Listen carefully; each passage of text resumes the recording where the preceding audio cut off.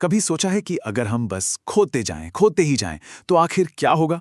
खैर 1970s में Soviet संघ ने ठीक यही करने की कोशिश की थी। तो आज हम इसी सवाल की तह तक जाएंगे कि अगर हम धरती के बिल्कुल सेंटर तक खोद पाएं, तो वहां क्या मिलेगा? तो सवाल ये है कि हम इंसान आखिर कितना गहरा खोद पाए हैं, कोई अंदाजा? चलिए मैं ही बता देता हूं।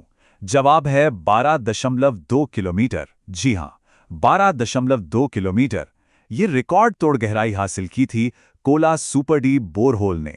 ये सोवियत संघ का एक प्रोजेक्ट था जो 1970 के दशक में शुरू हुआ था। अब ये 12.2 किलोमीटर कितना होता है, इसका अंदाजा लगाइए। ये माउंट एवरेस्ट की ऊंचाई से भी ज्यादा है और समुद्र के सबसे गहरे हिस्से मारियाना ट्रेंच उससे भी गहरा। मतलब ये वाकई एक कमाल की इंजीनियरिंग थी। लेकिन यहां एक हैरान करने वाली बात है। इंसानों का खोदा ये सबसे गहरा गड्ढा असल में कुछ भी नहीं है, मतलब ना के बराबर। ये अविश्वसनीय गहराई पता है कितनी है? पृथ्वी के केंद्र तक की कुल दूरी का सिर्फ 0.2%। तो चलिए अब एक काल्पनिक सफर पर निकलते हैं और देखते हैं कि 0.2% के आगे क्या है। ये जो कोला बोरहोल प्रोजेक्ट था ना, ये असल में एक तरह की स्पेस रेस ही थी। बस फर्क इतना था कि रेस ऊपर की तरफ नहीं बल्कि नीचे की तरफ थी। ये कोई छोटा मोटा काम नहीं था। पूरे 20 साल चले इस प्रोजेक्ट के लिए। वैज्ञानिकों को चट्टानें तोड़ने के लिए बिल्कुल नई ड्रिलिंग टेक्नोलॉजी बनानी पड़ी थी। तो ठीक है, अपनी ड्रिल चालू करते हैं और देखते हैं नीचे क्या है। हम अभी पृथ्वी की सबसे बाहरी परत यानी क्रस्ट से गुजर रहे हैं। इसकी मोटाई जमीन पर करीब 40 किलोमीटर होती है, मतलब एक मैराथन की दूरी से भी कम। और यहां एक मजेदार बात यह है कि हर किलोमीटर नीचे जाने पर तापमान लगभग 25 डिग्री सेल्सियस बढ़ जाता है। तो इस शुरुआती हिस्से में हमें मिट्टी और कठोर चट्टानों के अलावा कई दिलचस्प चीजें मिलती हैं।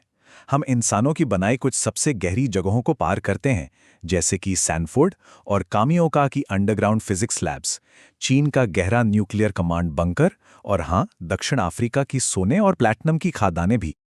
और अब हम पहुंच गए हैं 12.2 किलोमीटर की गहराई पर, यानी कोला बोरहोल की लिमिट। यहां असली वैज्ञानिकों को जो मिला वो चौंकाने वाला था। उन्हें 2 अरब साल पुराने माइक्रोस्कोपिक फॉसिल्स मिले और इतनी गहराई में पानी मिला जिसकी किसी ने कल्पना भी नहीं की थी। अब हम उस जगह से आगे जा रहे हैं जहां तक इंसान पहुंचा है।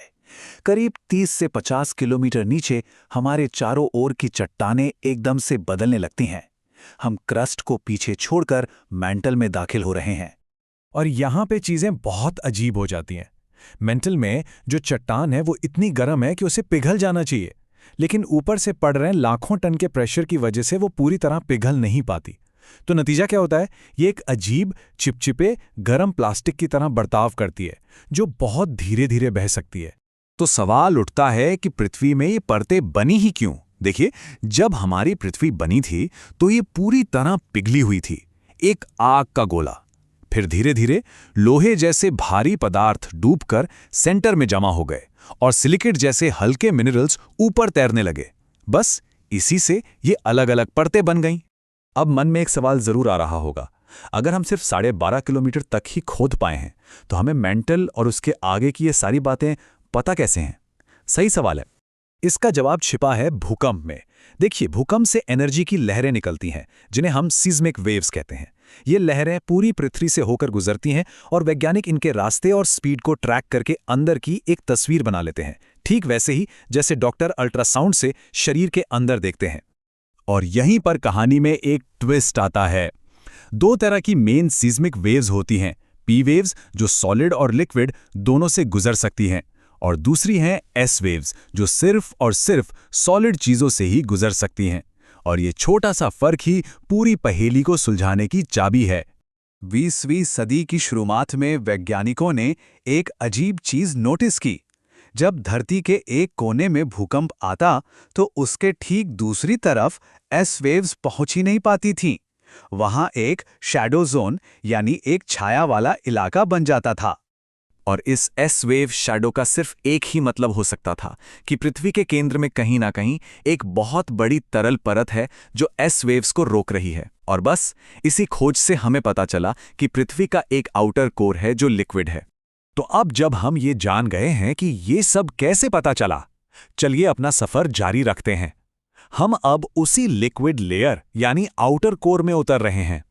ये पिघले हुए लोहे और निकल का एक उबलता हुआ महासागर है, जिसका तापमान है करीब 4400 डिग्री सेल्सियस। और इस खौलते हुए मेटल सूप का हमें शुक्रगुजार होना चाहिए। क्यों? क्योंकि इसी लिक्विड मेटल के लगातार घूमने से बनती है पृथ्वी की मैग्नेटिक फील्ड, एक अदृश्य ढाल जो हमें सूरज से आने वाले खतरनाक रेडिएशन से बचाती है। अगर ये ना होती तो हमारा वायुमंडल कब का उड़ चुका होता और हमारी पृथ्वी मंगल की तरह एक बंजर ग्रह होती। और इससे भी ज्यादा अजीब बात यह है कि यह मैग्नेटिक फील्ड फिक्स नहीं है। इतिहास में कई बार नॉर्थ और साउथ पोल ने अपनी जगह आपस में बदल ली है। इसके सबूत समुद्र के तल पर मौजूद चट्टानों में एक बारकोड की तरह छपे हुए हैं, जिसे वैज्ञानिक पढ़ सकते हैं। आखिरी बार ऐसा करीब 7,80,000 साल पहले हुआ था। और अब हम अपने सफर के आखिरी पड़ाव पर हैं। आउटर कोर को पार करके हम पहुंचते हैं पृथ्वी के बिल्कुल केंद्र में, जहां लोहे की एक ठोस गेंद है। और हैरानी की बात यह है कि इसका तापमान सूरज की सतह जितना ही गर्म है। तो सवाल फिर वही है, अगर ये इतना गर्म है तो ठोस क्यों है? जवाब है बेहिसाब प्रेशर। यहाँ का दबाव सतह से 36 लाख गुना ज्यादा है। ये इतना ज्यादा है कि ये लोहे के एटम्स को पिघलने ही नहीं देता, बल्कि उन्हें कसकर एक दूसरे से जोड़कर ठोस बनाए रखता है। तो हम केंद्र तक पहुंच गए। हमने क्रस्ट, मेंटल और 2 हिस्सों वाले कोर को पार कर लिया है। लेकिन कहानी यहां खत्म नहीं होती। सच तो यह है कि हमारे पैरों के नीचे का यह संसार आज भी रहस्यों से भरा हुआ है। वैज्ञानिक आज भी नई नई खोजें कर रहे हैं। कुछ नए सीस्मिक डेटा से तो ये भी लगता है कि शायद एक इनर कोर भी हो सकता है। ये हमें याद दिलाता है कि हम अपने ही ग्रह के बारे में कितना कम जानते हैं। हमारे पैरों के नीचे और कौन-कौन से राज छिपे हैं, ये तो शायद आने वाला वक्त ही बताएगा।